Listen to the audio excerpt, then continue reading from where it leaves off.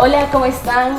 Bueno, bienvenidos a un podcast más. Y hoy tengo el gusto, el privilegio de estar contigo, Pastor Dani. Bienvenido y gracias por aceptarme esta invitación. No, el gusto en realidad es mío, es un honor. Gracias. Y si ustedes no saben, él es nuestro pastor de jóvenes. De verdad es una inspiración para nosotros. Siempre te lo he dicho, creo que tú has sido una inspiración de fortaleza, de fe, de valentía y lo que tú estás haciendo hacia nosotros y hacia esta generación es increíble. Gracias, negrita. Pastor, y hoy queremos hablar acerca de algo, creo que estamos muy sumergidos en este tiempo, en este momento, en la maldad, en la oscuridad, y queremos hablar acerca de la esperanza en medio de esta oscuridad, o esperanza en medio de estos procesos difíciles que muchas personas están pasando. Y sabes que estaba leyendo La noche oscura del alma, no sé si tú has escuchado, no. de Juan de la Cruz, yeah. Y él habla que todo cristiano tiene una noche oscura, y en esa noche oscura es donde tú descubres creencias de Dios que quizás estuvieron distorsionadas, y es allí donde tú comienzas a deconstruir tu fe. Entonces, y yo decía, es muy cierto, cuando nosotros pasamos momentos oscuros en nuestras vidas, todos nuestros argumentos de fe o de creencias de Dios comienzan quizás a desvanecer porque no estaban sólidos. Y en mi caso, por ejemplo, me pasó que yo creía que mi fe en Dios era mi beneficio, era para mi beneficio, para lo que yo quería. Pero cuando pasé por esos momentos duros, entendí que mi fe en Dios es su voluntad en mí. Y es que lo que Él diseñó para mí es perfecto, y lo que yo diseñé quizás no es tan perfecto. Entonces, ¿cómo puedes tú decirles a aquellas personas que quizás están pasando por momentos oscuros o por esa oscuridad en su alma? ¿Qué les puedes tú decir a ellos? Y mira, lo que tú dices es muy, muy cierto. Creo que todos vamos a pasar por una prueba. Creo que todos estamos a punto de entrar en una prueba, pasando una prueba o saliendo de alguna prueba. Literal. Y eso es, podríamos decir que hasta cíclico, que podría darse en algún área económica, emocional, familiar, de salud y ese tipo de cosas, con el propósito, creo yo, de afirmarnos. Cuando la Biblia dice también que viene el fuego sobre nuestras vidas para quemar toda hojarasca y para que se afirme lo que en realidad tiene que ser una roca, algo que va a sostenerte. ¿Y qué es lo que Dios usa? Y yo quiero partir del hecho de decirte, Dios no es el autor de lo malo. Dios no es el autor de mandarte una enfermedad para hacerte esto, para ver si es que aprendes No. ¿Me explico? Pero pasa. ¿Por qué pasan estas cosas? ¿Por qué pasan cosas en la vida? Porque vivimos en un mundo caído. Y va a haber cosas que lamentablemente vamos a vivirlas. El detalle, inclusive Jesús dijo, o sea, en el mundo tendremos aflicciones, pero luego no se quedó callado, dijo, esperen, porque yo he vencido al mundo. Recuerden, yo he vencido al mundo. Entonces hay una victoria anticipada para poder enfrentar todas estas situaciones difíciles. Y creo que es bueno poder partir también de este tipo de cosas en el sentido de que hay esperanza cuando tú estás pasando por pruebas. Hay esperanza de poder mirar hacia adelante a pesar que no vemos respuestas. Que ustedes saben la prueba que tuvimos que pasar como familia, la partida de mi esposa es de la prueba más difícil, que no te puedo decir que estamos del otro lado, estamos atravesándola todavía, pero ha sido la prueba más difícil.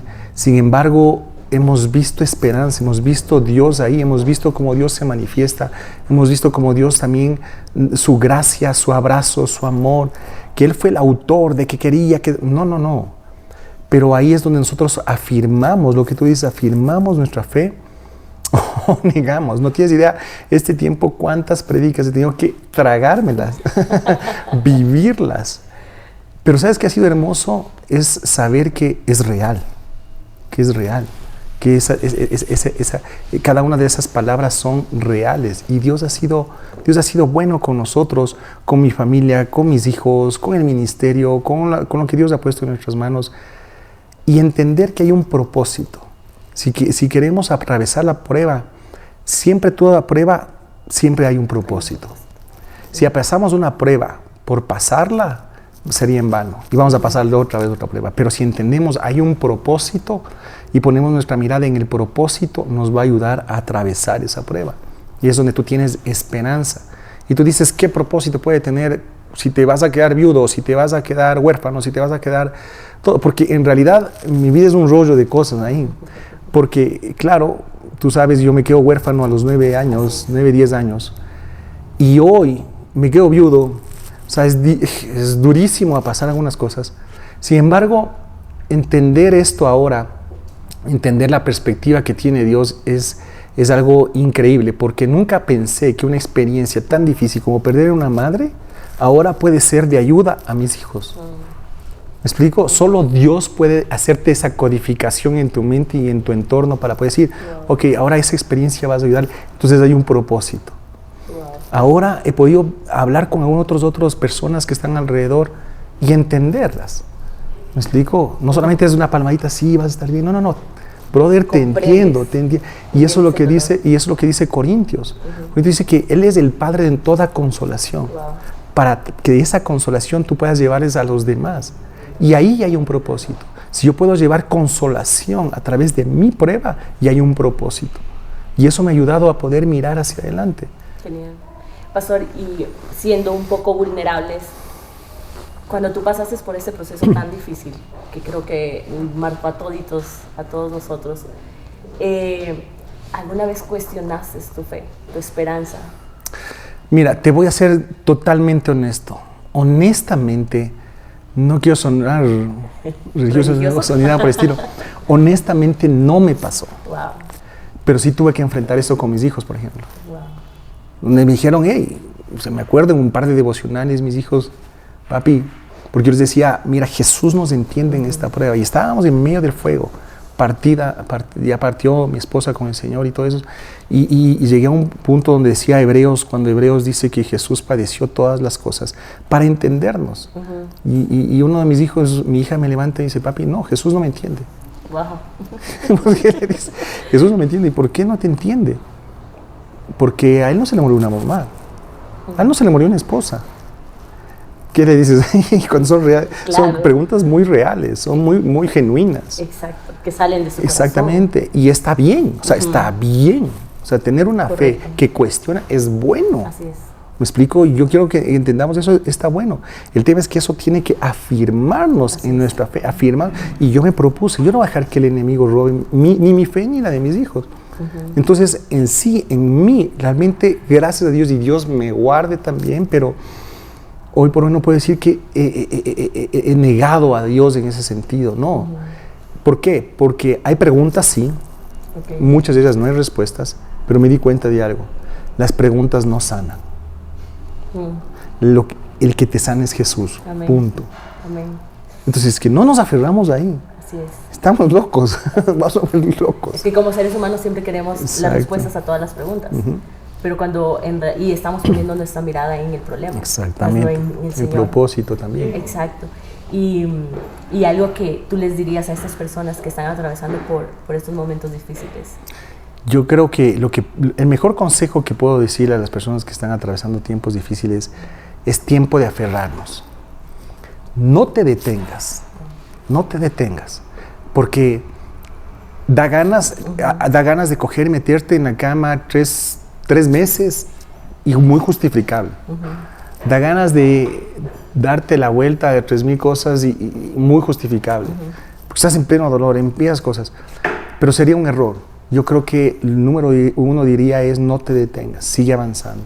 Pero ¿cómo puedo avanzar? Aunque sea medio paso, pero sigue avanzando, porque si te detienes, ahí es donde vienen todos esos pensamientos, toda esa oscuridad, toda esa pena, toda esa depresión, que luego se convierte en algo peligroso y mental, que te absorbe, que te empieza a consumir de otra manera. Pero si sigues avanzando, sigues creyendo que hay un mañana, que hay un propósito, que hay un plan, que Dios sigue estando ahí, vas a ver cómo Dios empieza a sacarte de ahí. No te detengas. Y número 2, ánclate, porque la esperanza es un ancla. Así es. Hebreos dice que es un ancla, es mi ancla de esperanza. Entonces, ¿a dónde nos anclamos? A Jesús. Al Señor, a Jesús, a su presencia, a su palabra. Ánclate ahí. Wow. Las preguntas no van a sanar, Jesús sí te va a sostener. Y cuando estamos anclados, vamos a ver justamente su esperanza de que hay un mañana, esperanza de que Dios puede usar esto para bien en medio de todo esto. Entonces, no te detengas y ánclate con Jesús. Así es. Creo que en la Biblia también nos cita el valle de sombra de muerte, ¿no? Que son estos procesos difíciles que vivimos como seres humanos, pero es tan clara y tan verídica la Biblia que dice que aunque andemos en valle de sombra de muerte, no vamos a temer porque Dios está con nosotros. Así es. Entonces, yo creo que ni la muerte, ni el diablo, ni las circunstancias va a poder apagar lo que Dios ha planificado para nuestras vidas. Así es. Algo que me inspiró mucho que tú nos contaste hace tiempos, dijiste que ustedes oraban por un milagro, pero entendieron que el milagro era que tu esposa estaba arriba en el cielo, y que ese era el milagro, su salvación, y estaba disfrutando de la presencia del Señor. Wow, y eso cambió muchísimo mi perspectiva, porque nos preguntamos, muchos hemos sufrido muertes de seres queridos y decimos, y has orado, y orado. ¿Qué está pasando? Entonces, cuando tú dijiste, el milagro ya está, yo dije, wow, desde ahí cambió mi manera de ver. ¿Cómo lo tomaron ustedes? O sea, ¿cómo entendieron, comprendieron esto? Es que llega un punto donde tú tienes que entender que nuestra mentalidad es tan limitada a lo que Dios es. Así es. Y es normal que nosotros quisiéramos las cosas que sucedan conforme a lo que nosotros quisiéramos. Entonces, pero no pasa. No pasa. Y no siempre es así. Y yo he visto milagros que los que quisiéramos ver. He orado por personas enfermas donde han sanado, donde hemos visto milagros, hemos visto cosas. Y cuando te toca a ti y no sucede, por lo que tú esperabas. Exacto. O estoy en pecado, o no estoy diezmando, no estoy ofrendando. Y no es eso. Eso es una tontería pensar eso. Wow. ¿Me explico? Quitémonos esa religiosidad. Pero cuando te conectas con Dios, ahí es donde Dios te va a decir, ok, ¿qué me estás pidiendo? Un milagro. Entonces, el milagro, ¿no será que también quiero tenerla sana aquí arriba? ¿Me explico? ¿El milagro qué es? Que ella esté sana, porque ya es un punto donde muchas personas están en una condición que no es vida. Así es. Necesitamos un milagro que esté sana. Wow. Dios puede coger y levantar a esa persona y estar sana, o puede llevársela y que va a estar también sana. Esa es nuestra esperanza. Eso es lo que Pablo dice, que tenemos esta esperanza para lo eterno, para las cosas de Dios, que si no tenemos esperanza que Jesús resucitó, es en vano nuestro evangelio. Entonces tenemos esperanza de que en nuestro caso está sana, está bien, está fuerte. ¿Y quién dice que no es milagro entonces? Claro, así es. ¿Me explico? Wow, qué genial. ¿Qué tal si te hago preguntas que te prepararon Okay. acerca de este proceso? ¿De qué manera el sufrimiento y las pruebas pueden fortalecer nuestra esperanza y relación con Dios? Mira, cuando pasas por una prueba, o te hundes o te levantas. Wow. Así de sencillo. Así de sencillo. Porque eso es lo que pasa. O sea, o aprendes a fortalecerte con esto, o esto te hunde. Entonces depende de ti. Wow. Depende de ti. ¿Me explico? Sí. Entonces hay gente que, ay, rompí con mi novio y estoy desesperado, y como jóvenes estamos ahí desesperados y por aquí. Ok, listo. Si hay tiempo de llorar, hay tiempo de luto, hay que hacerla. Hay que llorarla. ¿Me explico? No hay que cohibirse. No, prohibido cohibirse. Hay que expresarla. Mira lo que dice Salmo capítulo 3 de Salmos de David. David estaba pasando una prueba fuerte. Y empieza fuerte con Dios. Dice, mira cuánto se han multiplicado mis adversarios. Y entre signos de admiración. Mira los que dicen de mí, no hay para él salvación de Dios. Y entre signos de admiración. O sea, fue a gritarle a Dios. Fue a abrirle su corazón. Sí. ¿Me explico? O sea, es importante ser así con Dios. Demostrar nuestras emociones. Tus emociones, tus sentimientos, tu realidad. Ábrele a Dios. El peligro es que muchos de nosotros no lo hacemos en el lugar correcto, con las personas correctas. ¿Me explico? Entonces, ve a Dios y ábrele. Que esta prueba, Señor, ¿qué está pasando? No te niegues. Pero luego cambia. Mas tú, Señor, eres mi escudo, mi gloria y el que levanta mi cabeza. No temeré a 10 millares de gente y tal.